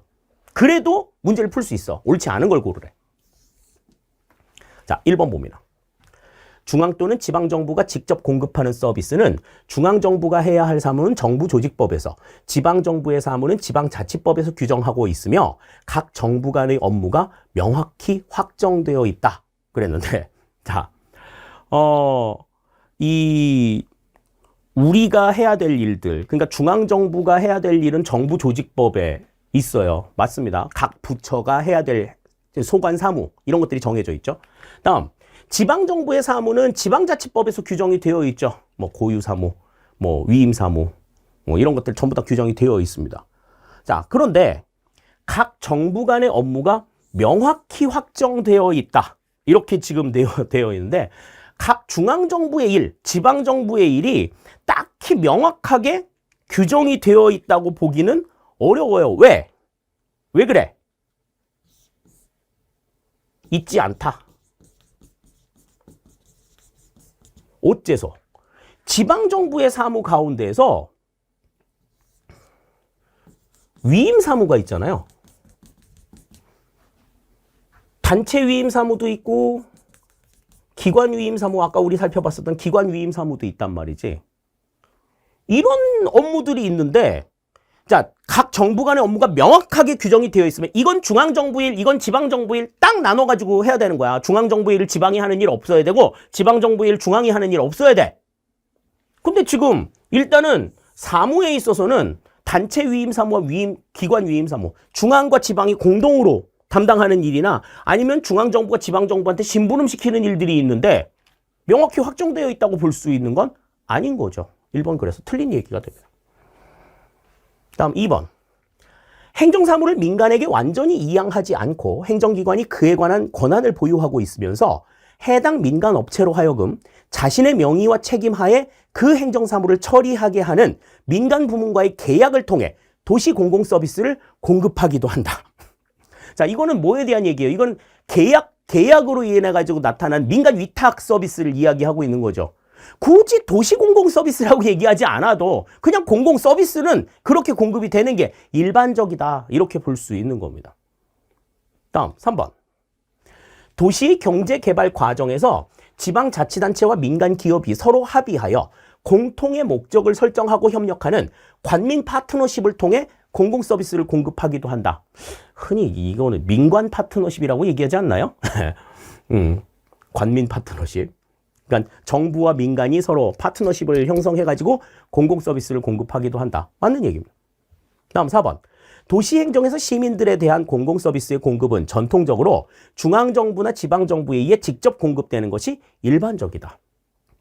이거는 도시행정뿐만이 아니라 일반적으로 행정에 있어서 공공서비스 공급은, 일반적인 공공서비스 공급은 다 이래. 뭐 도시의 공공서비스 공급이 별도로 있는 게 아니에요. 정답이 그래서 여기서는 1번이 된다. 이렇게 우리가 생각을 할 수 있겠습니다. 명확히 확정되어 있지 않아요. 중앙과 지방 간의 정부가. 왜 저기다 도시라는 말을 붙였을까? 그 생각이 조금 저는 드는 거죠. 나 도시행정 전공합니다. 막 이런 자랑하려고? 시험 보는 학생들한테? 그게 군무원하고 무슨 상관이 있지?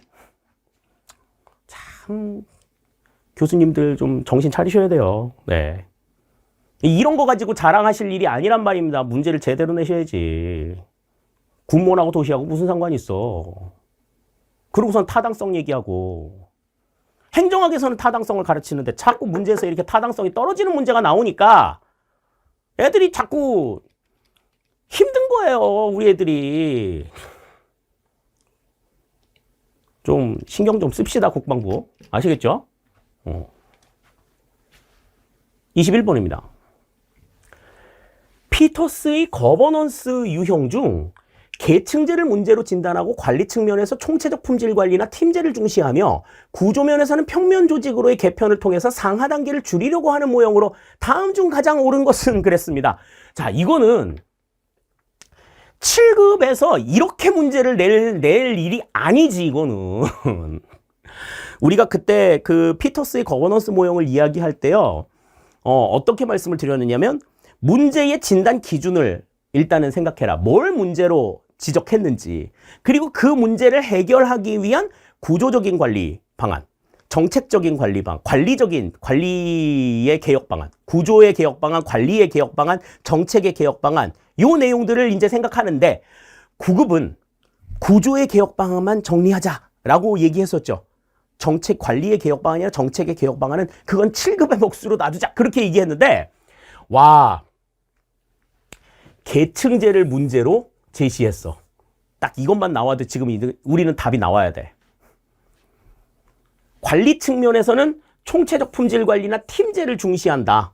TQM이나 뭐 MBO 뭐 이거 얘기했었고, 구조면에서는 평면 조직으로 개편을 통해서 상하 단계를 줄이려고 한다. 계층제를 문제로 삼아서 평면 조직을 강조했다. 그러면 이거는 뭐냐 하는 거지. 뭐냐? 반사적으로 이건 참여적 정보 모형이 나와야 되는 거죠. 반사적으로. 9급 시험에 이 문제를 내도 9급 애들도 전부 다 이거 풀 수 있어. 그래도 우리는 해설이니까 각각의 내용들이 뭘 문제로 삼고 뭘 제시했는지를 보죠. 자, 신축적 정보 모형은 조직의 영속성을 문제로 삼고, 이 영속성의 문제를 해결하기 위해서 어떻게 했어? 가상 조직을 제시하죠. 다음, 시장적 정보 모형은 독점을 문제로 삼았죠. 정부의 서비스 독점 공급, 이걸 문제로 삼았고, 이 문제를 해결하기 위해서 분권화를 제시합니다. 다음, 탈규제적 정보 모형은 내부 규제를 문제로 삼았죠. 내부 규제를 문제로 삼아서 이 내부 규제 문제는 구조적인 개혁으로는 해결이 안 된다. 그래서 관리 측면의 개혁 방안으로 제시가 된 게 뭐야? 재량권 강화였잖아요.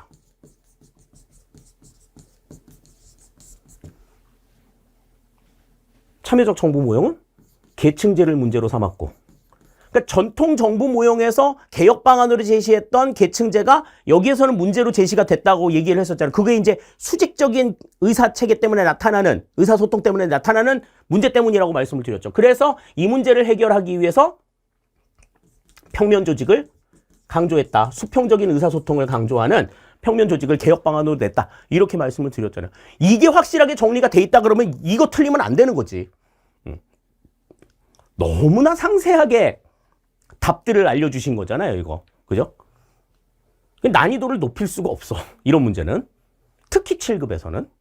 21번의 정답은 2번이 되겠습니다. 자, 22번입니다. 우리나라 지방자치법 제11조에 정하는 사무배분의 원칙에 대한 설명으로 가장 옳지 않은 것은 그랬습니다. 자, 이 사무배분의 원칙과 관련된 내용은 우리가 기본서에서 이제 언급을 해드린 그런 바가 있고, 또 지방자치법을 이제 설명을 드리면서도 이 부분에 대해서 언급을 드린 적이 있었는데, 일단 지방자치법 11조를 한번 봐야 되겠죠.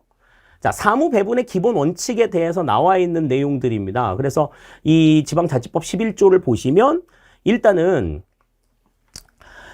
국가는 지방자치단체가 사무를 자율적으로 수행할 수 있도록 국가와 지방자치단체 간 또는 지방자치단체 상호 간의 사무를 주민 편익 증진, 집행의 효과 등을 고려해서 서로 중복되지 아니하도록 배분해야 된다.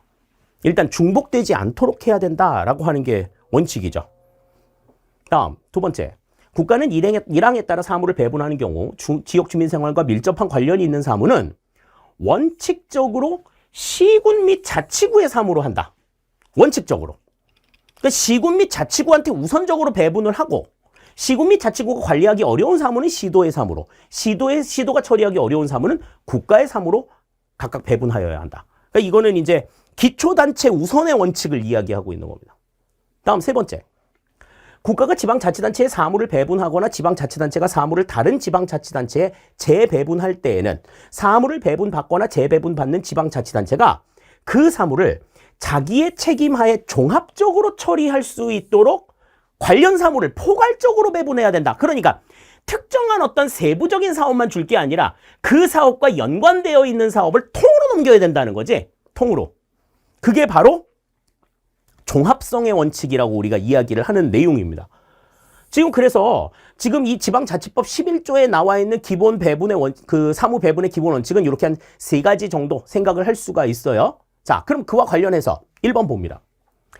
국가는 지방자치단체가 사무를 종합적 자율적으로 수행할 수 있도록 국가와 지방자치단체 간 또는 지방자치단체 상호 간의 사무를 주민 편익 증진, 집행의 효과 등을 고려하여 서로 중복되지 아니하도록 배분하여야 한다. 이건 첫 번째에 나와 있었던 얘기죠. 1번 맞는 얘기.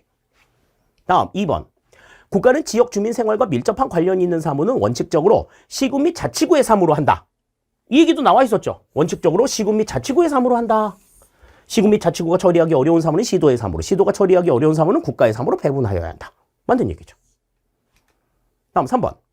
국가가 지방자치단체의 사무를 배분하거나 지방자치단체가 사무를 다른 지방자치단체에 재배분할 때에는 사무를 배분받거나 재배분받는 지방자치단체가 그 사무를 자기의 책임하에 따라 종합적으로 처리할 수 있도록 관련 사무를 포괄적으로 배분하여야 한다. 세 번째 나와 있었던 얘기죠. 첫 번째, 두 번째, 세 번째 얘기를 그대로 썼네. 그러니까 4번이 정답인 거지. 자, 국가 및 지방자치단체는 민간 부문의 자율성을 존중하여 국가 또는 지방자치단체의 관여를 최소화하여야 하며 민간의 행정참여 기회를 확대하여야 한다. 이거는 아무런 상관이 없는 거죠. 지금 이거는 중앙정부와 지방자치단체 간의 사무배분을 얘기하는 건데 민간의 참여에 대한 언급이 있으면 안 되는 거지. 4번이 그래서 틀린 내용이다. 이렇게 우리가 생각을 할 수가 있겠습니다. 22번의 정답은 그래서 4번이 정답이에요. 그러니까 지방자치법 11조의 내용을 여러분들이 조금 숙지를 하고 계셨다라고 하면 뭐 이 문제는 뭐 어렵지 않게 풀 수 있었을 텐데 그랬을 가능성이 없잖아. 지방자치법 제11조를 여러분들이 달달달달 외우고 계셨을 리도 없고 외우고 계셨을 리도 없고 다만 우리가 이제 생각할 때에 사무 배분의 원칙에 대해서 우리가 정리를 해드린 바가 있고요.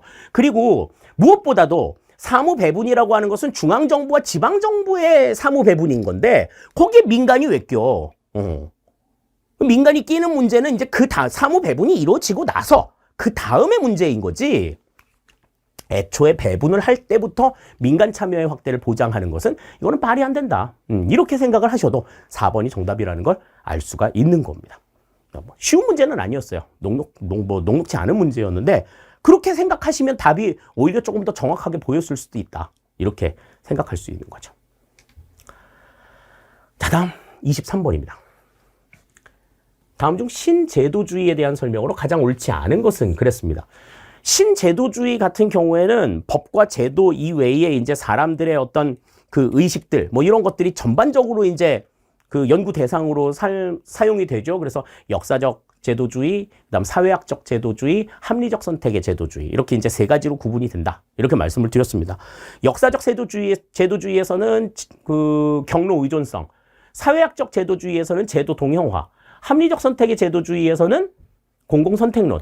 이렇게 핵심적으로 키워드만 정리를 해두셔도 좀 이해할 수 있다. 그렇게 말씀을 드렸는데, 자, 1번 봅니다. 사회학적 제도주의는 제도의 변화에서 개인의 역할을 전혀 인정하지 않는다. 그랬습니다. 자, 사회학적 제도주의는 공동체 전체에, 그 조직 전체, 사회 전체의 맥락에서 움직이는 이 같은 변화를 강조하기 때문에 개인의 역할을 인정하지 않습니다. 개인이 뭐 변화한다고 해서 사회 전체가 바뀌거나 그러지 않는다고 보는 거지. 전체의 의식을 보는 거다. 1번 맞는 얘기입니다. 다음 2번. 역사적 제도주의는 제도의 횡단적 측면을 중시하면서 국가 간에 어떻게 유사한 제도의 형태를 취하는가에 관심을 갖는다. 제도의 유사성. 이걸 강조하는 것은 제도 동형화를 얘기했었던 사회학적 제도주의의 얘기죠. 역사적 제도주의에서 강조하는 것은 어떠한 거였어요? 제도가 경로 의존성을 가지고 있기 때문에 그 제도의 변화가 이루어지려고 하면 단절적인 균형이 필요하다. 여기에 대한 설명을 강조한 거죠. 2번 틀린 얘기가 됩니다. 다음 3번. 역사적 제도주의는 주로 국가 간 비교 사례 연구를 통한 귀납적 방법으로 이론화를 시도하였다. 여기도 읽고 저기도 읽고 저기도 읽고 여기도 이래. 비교 사례 연구를 강조합니다. 다음 4번.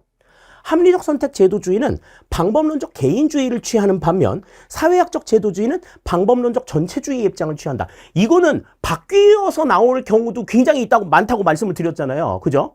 바뀌어서 나올 경우가 굉장히 많다. 근데 지금 이거는 맞는 얘기야. 합리적 선택 제도주의는 방법론적 개인주의, 우리가 뭐 다른 말로 방법론적 개체주의라고 하는 걸 취하고, 사회학적 제도주의는 방법론적 전체주의 입장을 취한다. 전체주의 입장을 취하니까 개인의 역할을 인정하지 않는 거지. 맞는 얘기죠. 따라서 23번의 정답은 2번이 된다. 이렇게 우리가 볼 수 있어요. 네, 다음 24번 문제 보겠습니다. 문제 굉장히 길죠. 자, 문제 볼게요. 정보화 사회로 진입하면서 산업 구조의 변화, 질적 성장에 대한 요구 증대, 저출산 고령화로 인한 인구 구조 변화, 민주주의 발전에 따른 지방정부의 역할 강화 등의 복합적인 여러 사회 변화가 일어나고 있으며 이러한 변화 속에서 형평성에 대한 관심이 증대되고 있다. 와, 이게 한 문장이야 지금. 살인적인 만연체죠. 자, 형평성에 대한 얘기가 지금 나오고 있습니다. 다음 중 사회적 형평성과 관련된 설명으로 가장 옳은 것은 그랬습니다. 그러니까 지금 앞에 나와 있는 이 긴 얘기 아등에 소용없어 지금. 사회적 형평성과 관련된 설명으로 가장 옳은 것이 뭐냐. 요걸 지금 고르라는 얘기인데 우리 그 행정의 가치에서 형평성에 대한 이야기 할 때요. 수직적 형평성과 수평적 형평성에 대한 이야기 했었어요.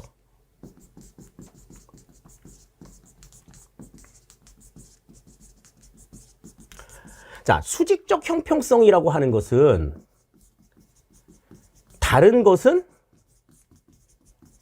다르게 취급하는 거다. 그렇게 얘기했고 수평적 형평성은 동일한 것은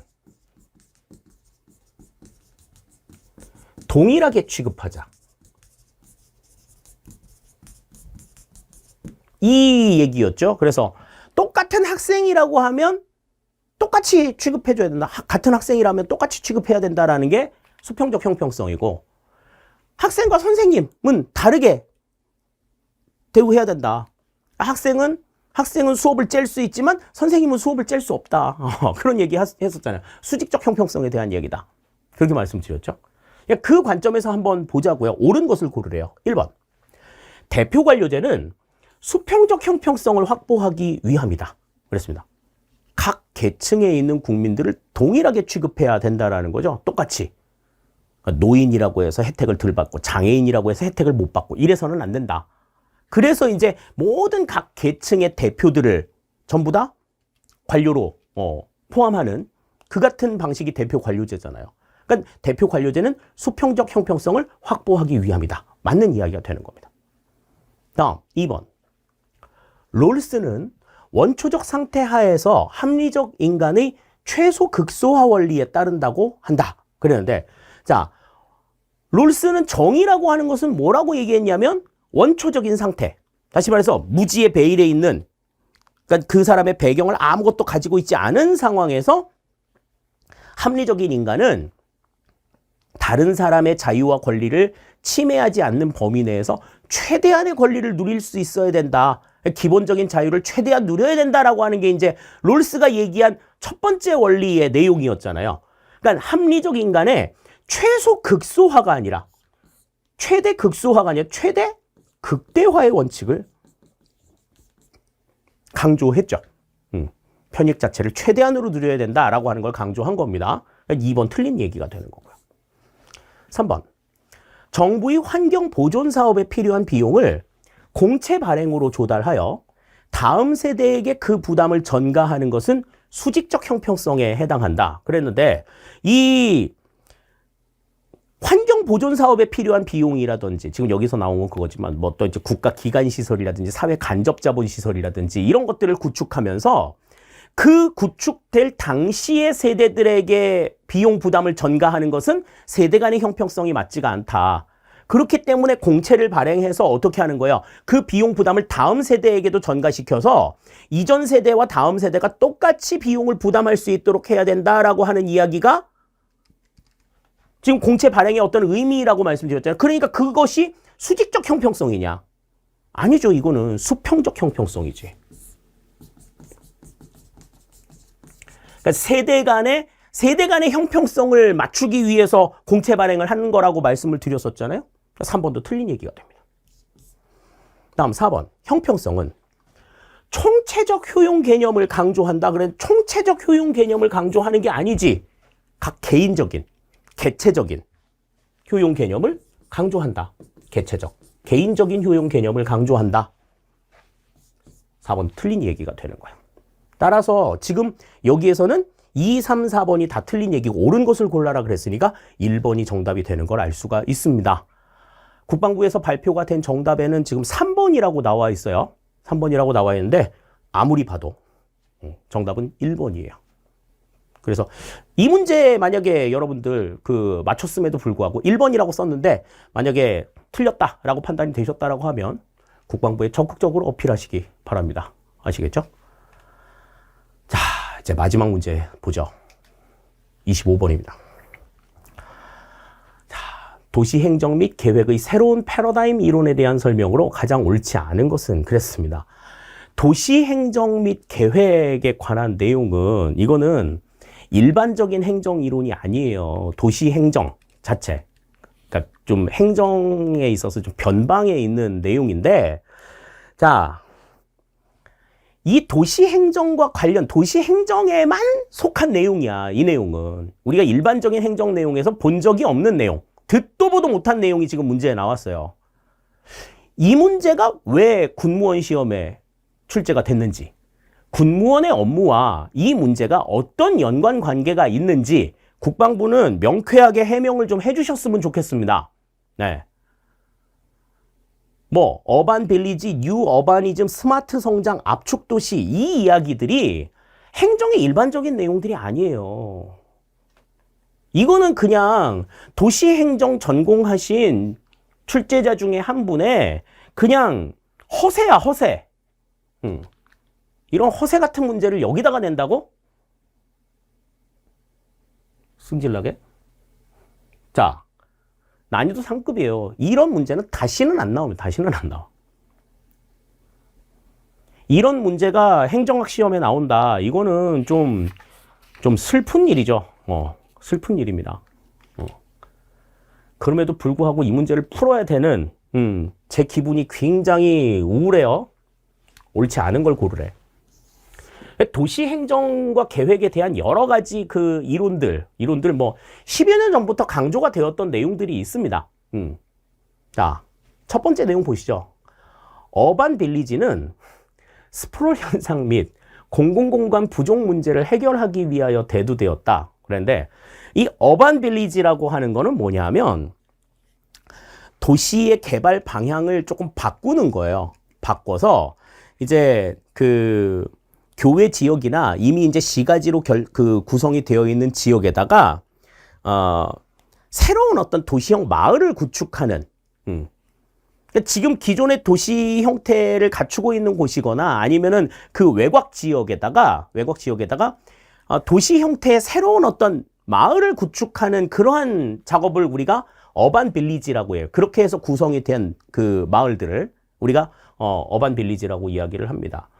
그래서 최근에 이제 뭐 서울 근교에도 이제 조금씩 이렇게 이러한 형태의 이 마을들이 이제 나타나기 시작을 하고 있는데, 자, 스프롤 현상, 또 처음 들어보는 얘기죠. 자, 스프롤 현상이라고 하는 건 뭐냐면 도시에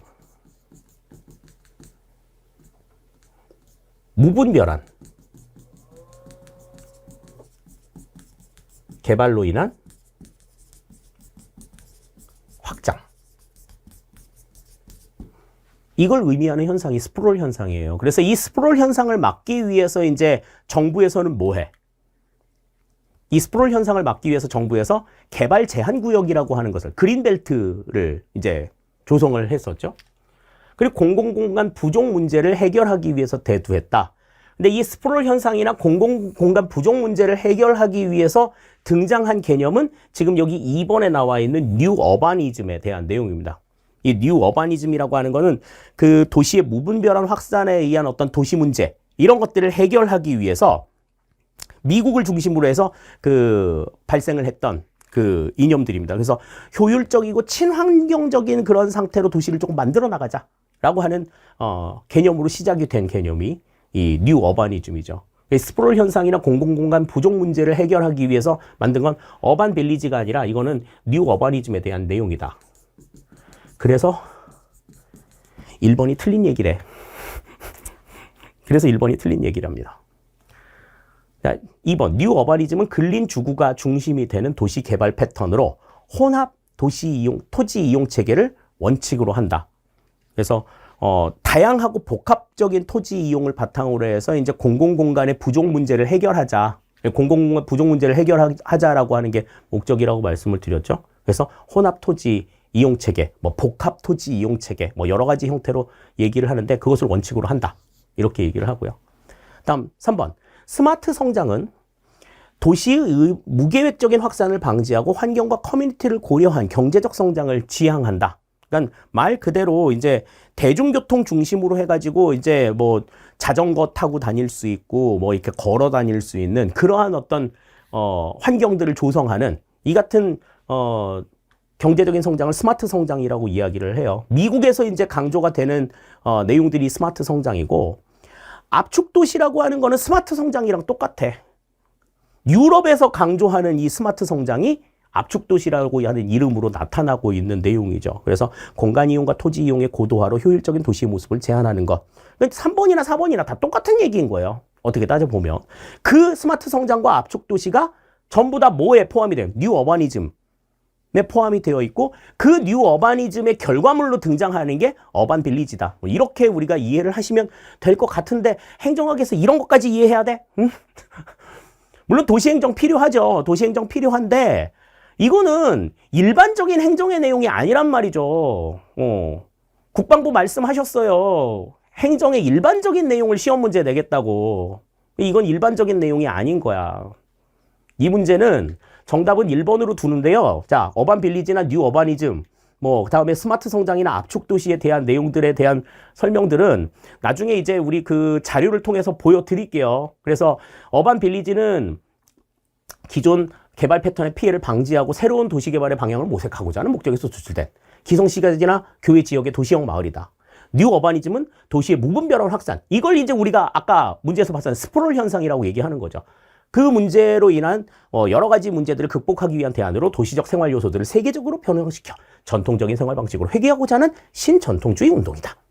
다음, 스마트 성장은 도시의 확산을 막고 대중교통을 중심으로 보행자와 자전거가 다니기에 편하고 학교와 완벽한 시가지를 포함한 다양한 주거 형태를 갖춘 복합 개발을 목표로 하는 걷기 중심으로 집적된 도시개발과 교통계획 이론이다. 압축도시는 기존 도심 지역이나 역세권과 같은 특정 지역에 주거, 상업, 업무 기능이 복합된 시설물을 설치하여 주민들의 사회 경제적 활동을 집중시키고 많은 사람들이 그 지역으로 모여들게 하는 고밀도 개발 방식으로 유럽의 스마트 성장이다.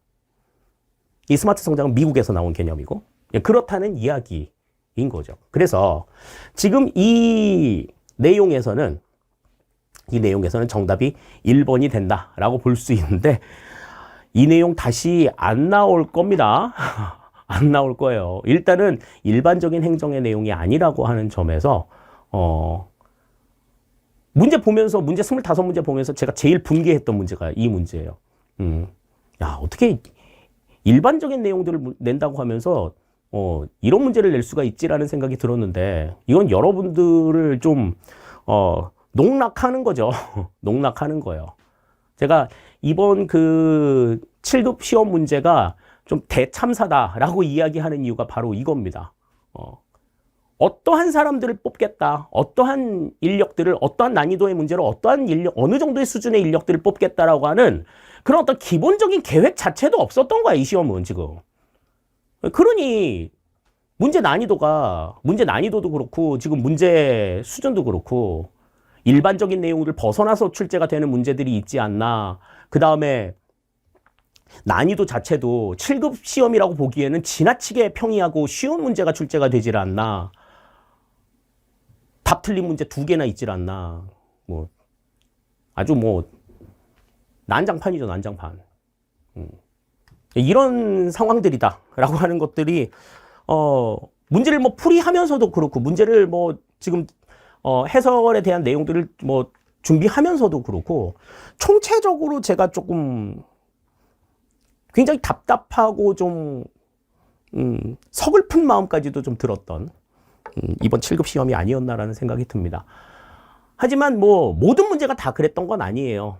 개 중에는 그래도 7급 수준에 볼 수 있을 만한 내용들 굉장히 잘 갖췄고 그리고 지방자치법의 변화에 맞춰가지고 그 변경이 된 요소들 반영을 하려는 노력이 있었다라는 것 부정하지 않습니다. 부정하지 않는데 그 출제위원 중에 그 도시행정 전공하셨던 분 계셨으면 그분은 다음에는 출제위원회에서 좀 빼시죠. 이거는 뭐 자, 궁서체로 말씀드릴게요. 진짜. 웃음기 쏙 빼고 한번 말씀드리겠습니다. 그런 분들은 전문가로 모시면 안 돼요. 분명하게 말씀드립니다. 군무원을 준비하는 학생들은 이 시험 하나에 자신들의 인생을 겁니다.